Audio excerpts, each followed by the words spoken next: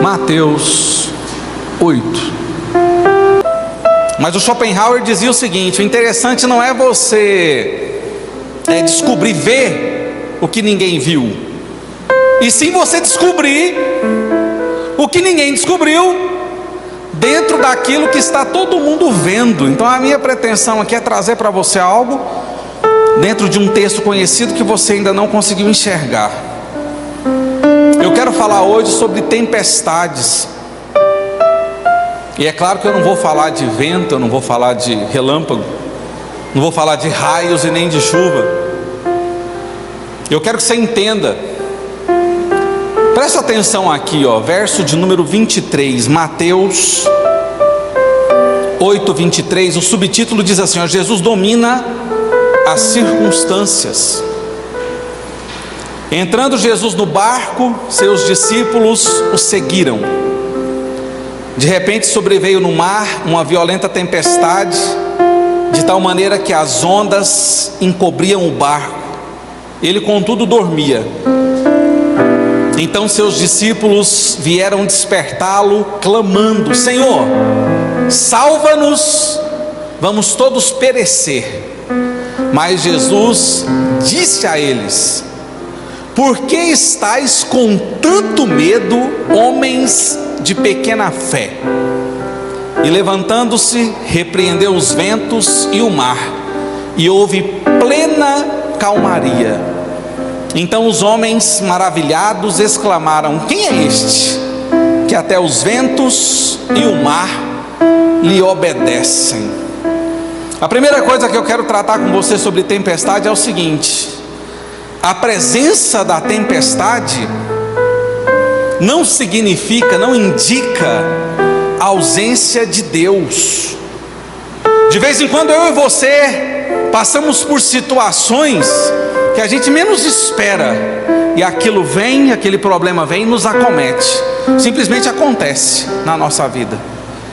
De vez em quando está tudo em paz, está tudo certo comigo e com você, e aparece uma circunstância, uma situação gigantesca que parece que vai assim destruir a nossa vida, acabar conosco. Tempestades físicas, doenças, tempestades emocionais, crises existenciais, aquele negócio que passa, aquela tempestade que acontece lá no nosso interior. Tempestades financeiras, envolvendo nosso dinheiro, tempestades no matrimônio, divórcio, adultério, crise familiar. Pastor, eu estou lá com filhos envolvidos com o que não deveriam. O negócio é que de repente a gente se vê aqui na condição dos discípulos. Para eles, e presta atenção nisso, o mar é um ambiente totalmente familiar. Eles não estavam em um ambiente que não era o deles.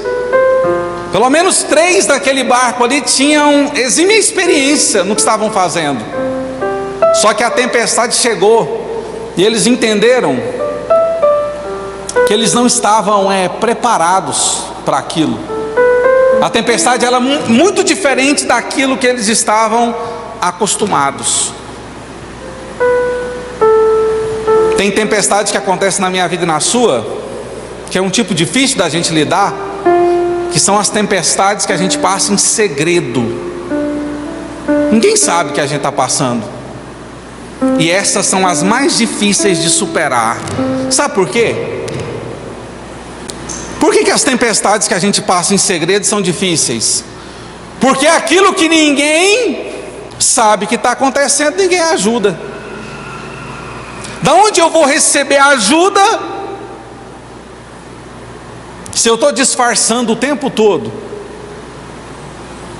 Tem gente que sai de casa e está enfrentando uma tempestade tão grande, um problema tão grande, mas a pessoa está disfarçando bem, está sorrindo, está bem vestido, está maquiado, mas lá dentro só ele sabe tudo o que ele está passando.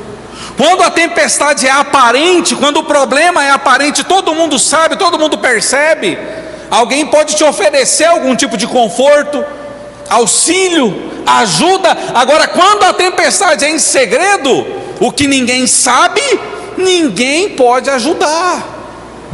As pessoas às vezes têm inveja da nossa vida sem saber o que de fato a gente está passando.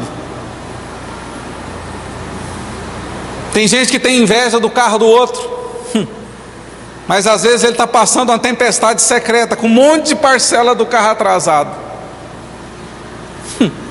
Tem gente que tem inveja lá do cargo do outro. Nossa, fulano subiu de cargo, foi promovido, mas não sabe que por causa do cargo, a tempestade na vida dele é a pressão, é a falta de tempo.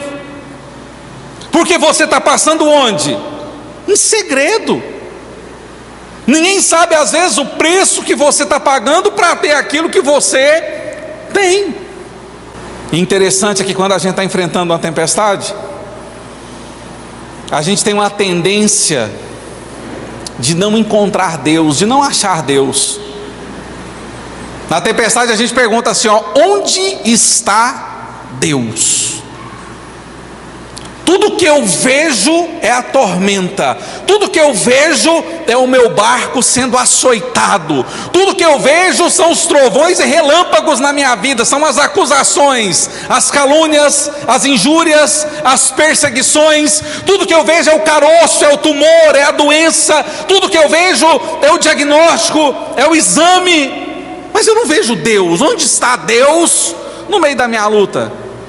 E sabe por que a gente faz esse tipo de pergunta, de onde está Deus?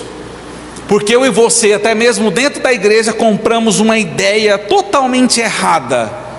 E a ideia é esta: se Deus estivesse comigo, eu era uma pessoa muito mais feliz. Se Deus estivesse, eu não estava doente. Se Deus estivesse, minhas contas estavam pagas. Aprende isso. A presença da tempestade não nega a presença de Deus. Eu e você estamos lendo aqui, eu li com você, a tempestade acometia o barco dos discípulos. E onde Jesus estava? Dentro do barco. Então para com essa ideia de às vezes se sentir aí órfão. Minha vida está assim porque Deus não está. Deus está. E Deus está na tempestade. Então por que eu não vejo? Porque existe um conselho de Deus para nós, da sua palavra: não ande por vista, ande por fé.